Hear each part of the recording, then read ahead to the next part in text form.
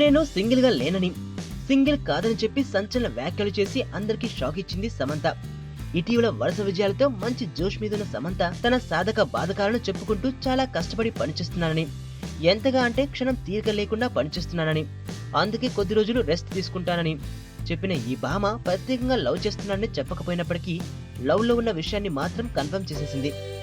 సిద్ధార్థ్ తో పీకల్లతో ప్రేమాయణాన్ని సాగించిన ఈ భామ పెళ్లిపీటల వరకు వెళ్లిన తర్వాత బ్రేకప్ అయిన విషయం తెలిసిందే. అయితే ప్రస్తుతం సింగిల్ గానే ఉంటున్నారు కదా అని అడిగిన ప్రశ్నకు సింగిల్ గా ఉన్నానని నేను చెప్పానా అంటూ ఎదురు ప్రశ్న వేసి షాక్ ఇచ్చింది. మరి ఆ రహస్య ప్రియుడు ఎవరో తెలియాలంటే కొద్ది రోజులు ఆగాల్సిందే.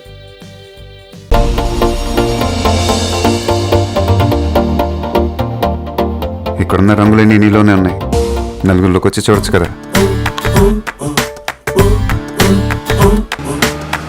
అబ్బాయిలకు కావాల్సింది ఒక హగ్, ఒక ముద్దు, అంతే. దానికోసం ఏవైనా చేసేస్తారు. చాలా చూసేసినట్టుంది. దూరం నుంచి చూడడం కంటే దగ్గర నుంచి చూడడం ఇంకా బాగుంటుందని వచ్చేసా. బాగున్నాం.